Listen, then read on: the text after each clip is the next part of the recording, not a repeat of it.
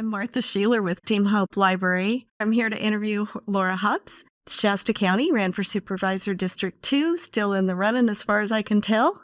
You ran for supervisor. You were told that you were pretty close. You were within a short number of votes. And then 14 votes of going on to a rematch. So Okay. my opponent avoided a rematch by 14 votes. Does that make sense? Yeah, but you observed the recount of Kevin Cry's election, his recall election, and you saw some real serious problems with that. Yeah, the methodology they were using was really inefficient, and they weren't using good chain of custody either. Right. Typically, you think of someone looking at the ballot, making a judgment call, but then having two other people on either side from each party Mm-hmm. to agree upon the judgment or the intent of the voter, Mm-hmm. and making sure that all parties who are doing the counting have an agreement before placing the ballot in its category, either, say Sloan or Hobbs or Long. As observers, they didn't really give us much opportunity to see the ballot markings. So an observer was not allowed to observe. Yeah, we had limited observation. Mhm. It did get better through the process. They tried to make it a little more transparent by giving us the batch numbers. At first, they wouldn't even tell us what batch number they were on. Do you think they would have done that if you hadn't asked? No, they would not have. Okay, so you had to ask them Yes. for more transparency. Yes. Yeah. And you have no reason to believe that if you had a recount. It's interesting. So today I met with Joanna. I had put in a request on April 1st for a recount because you have to request within 5 days Mm-hmm. of the certification. I submitted it the day before because I just didn't want to be so close under the wire. And also I wanted to give them an opportunity to respond. They didn't respond until Friday, unfortunately. So it was Friday at 2 p.m. approximately. So I had 3 hours left to go to the bank, get all that money together, Mm-hmm. because the banks don't open until 9 a.m. on Monday, and they wanted payment at 9 a.m. on Monday. Wow. And I was on my way out the door when I got the letter, so I just didn't have sufficient time. Furthermore, when I did put the request in on Monday, saying these are the terms that I would like, Mm-hmm. I would like the hand count to be conducted on one floor, on one level, so it's all visible for everyone to see. Mm-hmm. I said I'd like to have the ballots, all of the batches for District 2, to have them all removed from the general election ballots and placed in a separate spot. I want to go through and I want to compare the batch numbers to what I observed on election day, Mm-hmm. and to make sure so that we can both sign and attest. We can both have our own lists and double check and make sure that every batch is there to be counted and it's segregated Right. in a safe way, in a way that we maintain chain of custody and everything.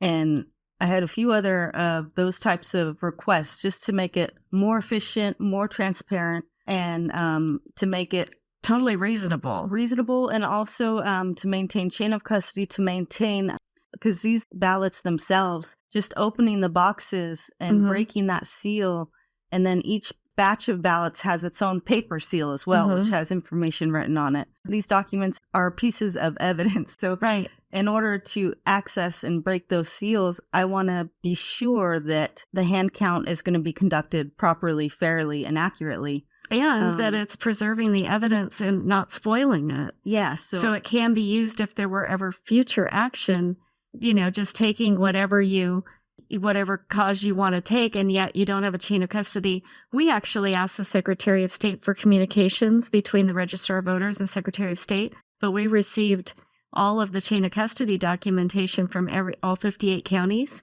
The only thing they have chain of custody documentation for is the drop boxes. Yep. They don't provide any documentation to say that the ballots were received and handled properly. And that's a huge problem when you have 30 days before the election for voting, 30 days after the election for voting, approximately 2 months worth of voting and no chain of custody. That is not right. And that's part of the reason why I think they wanted to move to all mail-in votes, is because it becomes a much sloppier system. Right. A lot more opportunities for fraud and for introducing fraudulent ballots. It's by design.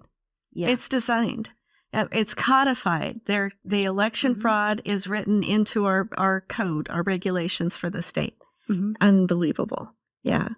So, from what I understand, they're currently working on new legislation to make it even less transparent as far as us being able to see the batch numbers, to see the precinct numbers as they're counted. They don't want us to see that. Yeah. Why wouldn't they want us to see that? Yeah. Why do they keep writing rules and regulations to make it easier for them to cheat and harder for us to catch them? They cannot claim they're ignorant. They know exactly what they're doing. Yep. They know what they're doing. And it's at the point where I feel like we're facing a tyrannical state government, and we need to, the only way we can get our power back is here locally in Shasta County. I was looking at some election, back in 2010, they passed that jungle primary law. And based on one particular race I was looking at, if you look at some people in national offices, the numbers before 2012, because it was implemented in 2012 and after, there's some significant changes and trends, which indicate that they weren't worried about California, but you also have to look at who was president during that time. We have a lot of people that were Democrats, but they were watching their investments portfolios just go in the tank, because just like every time Obama went on the news, I would say, I wish he wouldn't talk, because every time he talked, the stock market dropped like clockwork. What they saw was a trend going that the Democrats were beginning to become more conservative because it was hitting them in the pocketbook. And so you see kind of a change in this guerrilla primary stuff coming in, and you see the vote totals and the percentages pretty significant. So it's been going on for a while. So one of the things that I'm doing in response to this issue of being only 14 votes away from going on to a runoff election in November is filing a lawsuit. And the reasons are numerous, but one of the main reasons is because they didn't follow the randomized alphabet drawing, which the Secretary of State does, and all the counties must follow that. It would have, basically the person who's drawn first, the person who's listed first on the ballot, I should say, gets a 5% advantage over all the other candidates. Really? Yeah. That's interesting. So I should have garnered that 5% advantage, which in my case was about 530 votes. Maladministrations of this election that's in that lawsuit. But another big component is the fact that the audit logs do not match what we observed when we were at the election, which is kind of how we started this conversation. You were asking me about our work as election observers. And this case is just, it's been the best thing possible, because it's forced me to zero in on the data that we collected and to understand it and to compare it exactly to what the documents that the ROV provided us, that being the audit log document, past vote record document. You said that there was a batch that you observed over 100 ballots being counted, and in the audit logs it showed how many? Two. And you had the batch numbers because you asked for them. See, I'm just so proud of you guys, because you guys asked for... We didn't ask for the batch numbers. They wouldn't answer hardly any questions we asked. I'll just say that. But they put up a monitor for us so that we could jot down as quickly as we can what was happening on the screen inside the tabulation room. Because we weren't allowed inside the tabulation room. This was to give us an element of observation, which it did. To enable us to see what batch was being run, what time, how many ballots per batch, and the precinct number. And with those 4 data points, we found a lot of anomalies, discrepancies. And so it's not just one thing. It's many, many things, right? Many, many things. So I'll just start with the audit log. Okay. It basically tells you who did what and when. So even little keystrokes are recorded. And this is a huge log of tens of thousands, hundreds of thousands of lines in it. And so I separated it out by certain keystrokes that I was interested in, which is when a batch was saved, when a batch was created, and when a batch was discarded. So how did you get the audit logs? You just file a public records request. And they gave them to you. Yes, they gave them to me. Riverside County was told that the audit logs, they couldn't have them because they had personal information on them. And I heard you talking about that with a friend of mine. False. Right. There's no personal information. No. So that's just a flat out lie. Yep. So the county council in Riverside County denied the Riverside County citizen who asked for the audit logs, and they actually cited the Young versus Diaz Nevada County case Mhm. as the justification to deny them the audit logs, Oh, even just though the do entire anything, judgment okay. was to provided not only the audit logs, but she got $85,000 in attorney's fees Yeah, because they she should have won given the them case. to her. She won the case. She won the case. They should have given them to her the first time she asked. Yeah. So I'm really glad you got them. People Yeah. are on notice. So, yeah. And so, yeah, and the thing is that with the audit logs, so those are the three categories I mentioned: batch saved, batch created, and then batch discarded. Mm-hmm. So we can go through those one by one, but I just thought of one little bit of personal information that's on there, and it has nothing to do with the voter. It has to do with the user on that tabulator. So when you sign in, you have your user initials. That's the only personal information. Right, and they can redact that. And they can redact that if they want, yeah. Right. The first audit logs she got were so redacted there wasn't anything useful about them because they redacted everything. And so it was completely not useful. The only thing they would, if they needed to redact, if they have any, concern about something like that, they could redact those initials. But even I then, don't think that would qualify as something you could redact because it gives you valuable information about how the count was conducted. And who, because there would be different people. Yeah. Yeah. And you need to, and that's one of the ways, because there's the category of discarded batches. And in analyzing that, sometimes you have a problem with the scan and you have to rescan it. That's fair enough. Right. So in that case, you should have the same user, the same tabulator, and the same precinct number. Okay. Right? And then you're just like, okay, fair enough. That's a duplicate they need to get rid of.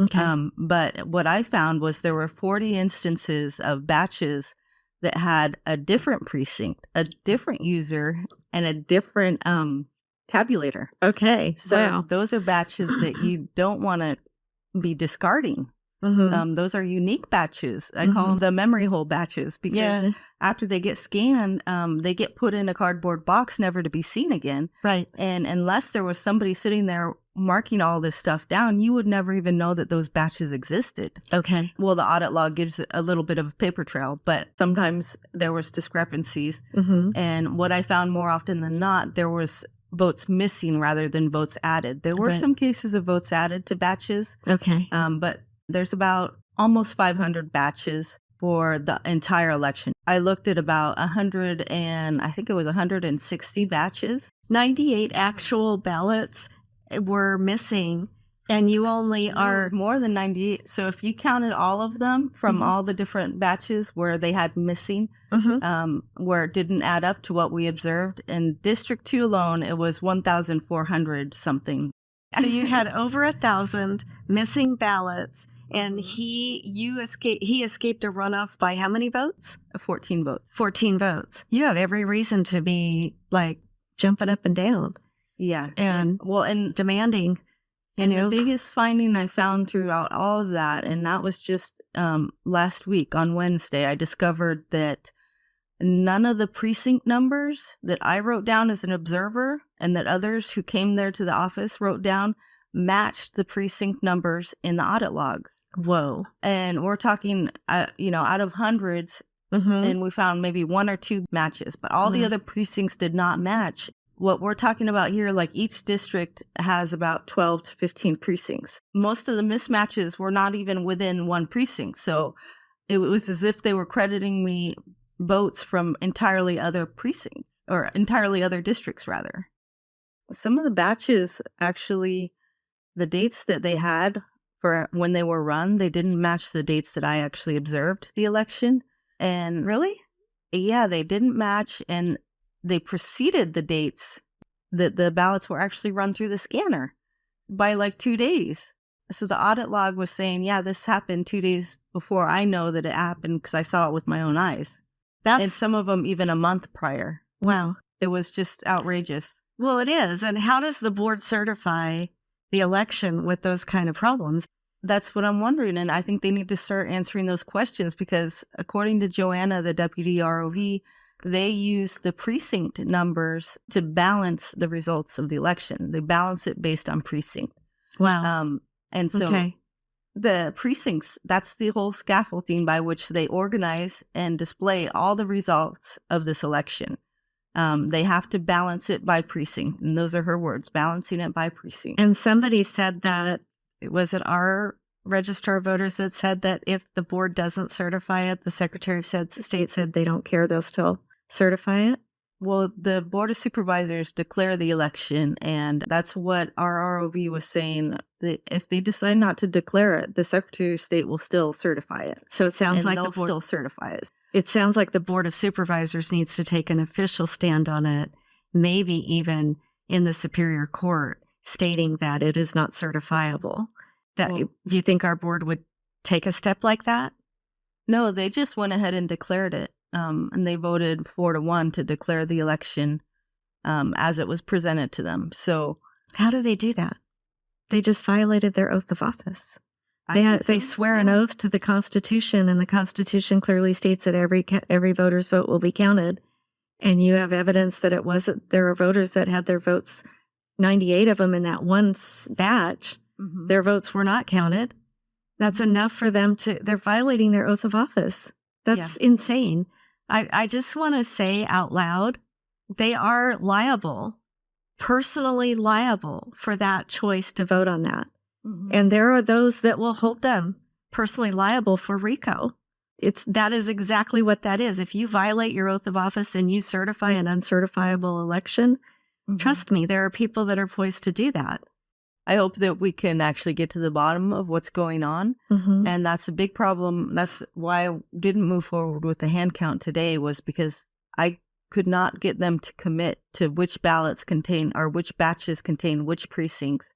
They wanted to have the numbers generated from the computer system, and they were going to use those numbers to go back and find the batches from within these boxes. Because the computers are trustworthy. Yes. Because we can trust them to do their job, and computers don't make mistakes, right? Yeah, and according to the audit logs, the computer made a ton of mistakes. Right. You know, almost every batch that I looked at, the precinct number was wrong. So you're talking at least 500 mistakes there. Yeah. In a very critical field, that's data that is absolutely critical for balancing and for presenting the results of an election. I'd like to mention that I got a screenshot of the local newspaper reporting that the defeated Laura Hobbs decided not to have a recount. And then there was another one that was calling you the loser. Did they call you a loser? Yeah, loser, defeated, election denier. The list goes on and on. Yeah. Read your news somewhere else. They are absolutely part of the problem. They didn't have to call you those names. They could have just stated the truth, but they call you names because they are not on our side. Yep. And, a lot of people are intimidated by that when they see the media doing that. Yeah. And they're like, oh, no, I can't say this or do this because I'm going to get smeared in the media. If I'm not being called names, nasty names, and these stories and lies made up about me, I'm not doing my job well enough. How many smear stories do we see of Tim Garman, for instance? If you're not representing the people well, they're going to leave you alone. Right. And we need people who are not afraid of this climate that we're in now, that are not going to be cowards and afraid of what the media is going to say, afraid of what anyone's going to say. They need to stand behind their convictions and do what's right for the people of Shasta County. Right. For their representative. I'm looking at it, and I was so shocked because I loved the TV personalities that I watched on the local news. I loved, I just thought our paper was great. We live in a conservative area. Then you find out the USA Today owns our local newspaper, and they basically, like 3 companies own all of the newspapers in California, and they print what they're told. And sadly, the people that are the major names in our news, Mike Mangas, God, I'm so disappointed in him because he actually has a voice and he could tell the truth, and he just tells what he's told to tell. And there's so much mockingbird going on. And so if you're getting your news from the local news station or paper, you're not getting news. You're literally getting propaganda. Well, it's messaging. We got to go to Mar-a-Lago last week for a screening of a movie called Into the Light. And it's a guy named Mike Smith. Got to meet him. Really enjoyed talking with him.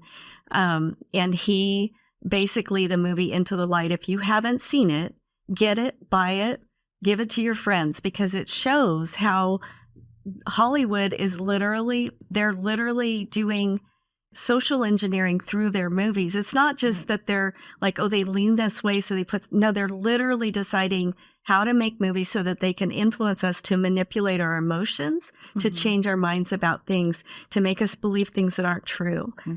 Yep. And sadly, our local news is also part of that structure of saying things in a way that they can manipulate your emotions. Why are we paying for this? Why are we giving them ad money so that they can keep writing stuff that just is written in a way to manipulate people? You had some numbers you wanted to share with me about the audit logs. Okay. Well, I have a case, which is public record now. Anyone can find it. It's available. I think they even had it on Action News Now, the whole PDF of it. Okay. So you can read it there. It'll be in our library. Okay, soon. It'll be in the soon library. To be in the Team Hope Library, right? Yeah, teamhopelibrary.org. I can just give you a few examples about the ballots cast count not matching the ballot count that we observed firsthand. Right. So, for example, vote by mail batch 121, precinct 290462 in District 2. It was ran on 3/8/24 at 11:53. It contained 14 ballots based on our observations. So we were jotting that down as they were scanning it. However, the audit log says that this same batch contains 100 ballots, a difference of 86 ballots, and this is the case where they actually credited ballots to me. So those were actually less common than cases where I had a reduction in ballots. So out of 107 batches examined so far, and that's more now, 52 of those batches had ballot totals that did not match our observations. And surprisingly, if you went, and that's the vote by mails, but if you went and looked at the election day batches from the election day, you didn't see that. They almost matched to a T. So on election day, the audit log matched, but it was the vote by mails that had all these different things. So and one of the things that we've been noticing just is basically by looking with your own eyes is that the quality of the election day votes are very different than the vote by mail votes. Either the ones cast early before the election or the ones cast after election day. When you say cast after, that means counted after, right? Yeah. If you're curious in looking more into how that looks over time, Steve Umfleet did an analysis of the cast vote record. So the cast vote record, it's an auditing document, allows you to replay from start to finish the election. And concerningly, the batch precinct number in the CVR does not match the batch precinct number observed. And additionally, the ballots per batch in the cast vote record does not match the number of ballots per batch observed firsthand. And then the date and time is also different, and that's another concern. But so you had said that you had pulled a report the day of that showed you that early voting was highly Republican, a lot higher than is announced by the registrar of voters, right? That's right. We have more Republicans voting early than Democrats in Shasta County. Right. And so, and yet the cast vote records, did they show that? The cast vote records show this early voting has a different character to it than what occurred later in the election. And that's what Steve Umfleet described really well. He's a computer engineer. I want to say something.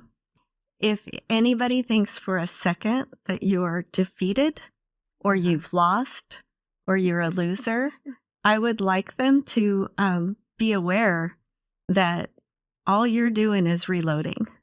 You're quiet because you're getting ready for the next thing. And I have this suspicion that there's a whistleblower that is coming forward. I don't have any private information about that, but my gut there's some people that I've been paying attention to their body language. And one in particular, I think she knows that she's being set up to take the fall for this. And if she's smart, she will be a whistleblower. That's right. There's always chances for redemption. And I don't know, this right now as it stands is not a criminal case. However, potentially it could lead to that. Absolutely. Yeah. It can be a civil case as well. All the way up to the top officer of the county, which would be our sheriff. Each one of them has sworn an oath to the citizens of the county to uphold the Constitution. That's right. And that's why I'm fighting. That's why it doesn't necessarily, it's not about me. It's not about this election even per se, this one contest. It's about our freedoms, our very right to self-govern and to be sovereign people. That's right. That's right. Well, Laura, thank you so much for being with me today. Thank you, Martha. God bless you. Appreciate it. God bless you too. I absolutely adore you. You are a fighter. You're not backing down. But on top of that, you're a really nice person. People might be surprised and think that you would be so tough, you know? Thanks. So Thanks, Martha. Thanks for fighting for us. I am raising funds right now to cover legal costs. I'm currently having a gun raffle, $20 a ticket for your chance to win a 9mm pistol, a Ruger Mac. That's cool. So- And people can also mail you a check. Who do they make the check out to? Laura Hobbs. Could they drop it off maybe somewhere like Jones Ford or something? Yep, you certainly could drop it there. If you know me personally, just give me a call. Okay. So Laura Hobbs is fundraising for a really important lawsuit where she's got the receipts and she really has them. She has proof. So we need to support that. Everybody buy a ticket for the raffle. I think that's awesome.